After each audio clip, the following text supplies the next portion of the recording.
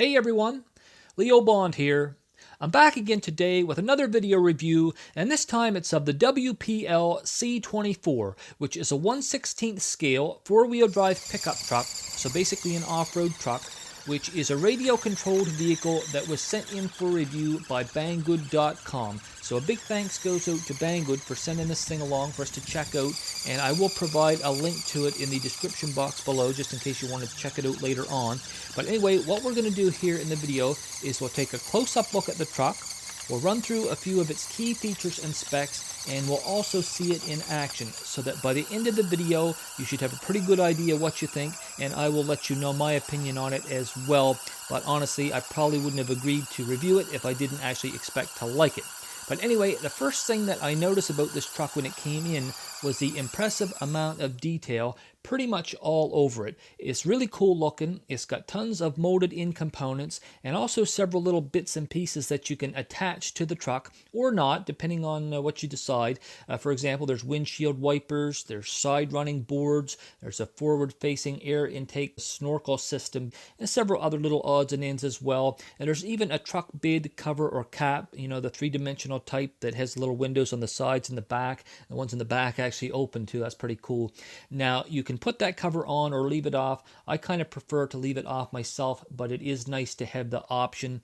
And many of those little extra bits and pieces just kind of snap on via a peg and hole system, and they stay on there pretty tight once you snap them on. And there's even a sheet of stickers that you can put on as well to, you know, add a little bit of color here and there. Now, the truck comes in at least two different color options. At this time, there's both a red and a blue one. And some of the key specs that you probably ought to know about include the fact that it has working headlights. I always kind of like that little add-on myself. It's got a top running speed of 10 kilometers an hour, so it's not really very fast at all. But considering that it's only a 1/16 scale truck, it's very, very small. That actually feels a little bit faster than what it really is.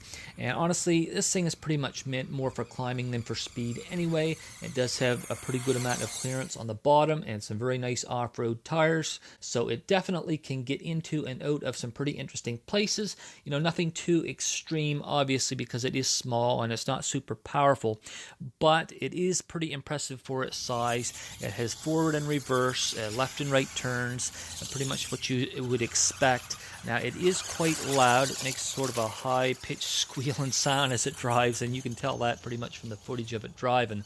But anyway, the battery for this thing is a 6-volt, 700 milliamp hour battery, and that should give you as much as 25 minutes of total running time on every single charge.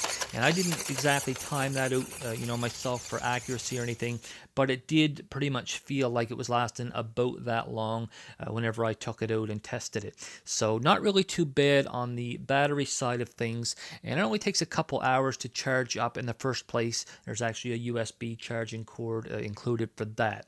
Now, as for the controller, it's pretty much your basic 2.4 gigahertz 4-channel transmitter, and that itself takes two AA batteries. You'll have to provide those yourself, and it does feel a little bit on the brittle side. It's not exactly the kind of plastic that instills a whole lot of confidence as far as the transmitter itself goes. But as long as you're not overly rough with it or don't drop it from too high of a height or anything like that, it shouldn't really matter all that much if the plastic quality isn't the best. And the truck itself does feel like it has better plastic quality than the transmitter, so that's a good thing. It actually has a little bit of flex to it in a lot of places as well, and that certainly bodes well for accidents and mishaps. And there's a little bit of give there, but it is harder than the typical plastic that you'd find on a lot of higher end trucks. So do be aware of that. You know, it's not going to stand up to the kind of abuse that something several times its cost might be able to take. But still, this thing is a really inexpensive truck after all. And I actually think it's a good starter truck for anyone that just wants to kind of test the waters of the RC hobby, or also as a first-time truck for a smaller child or someone on a tighter budget. And anyway, there isn't a whole lot to say about this thing, so that is all I'm going to say about it for now.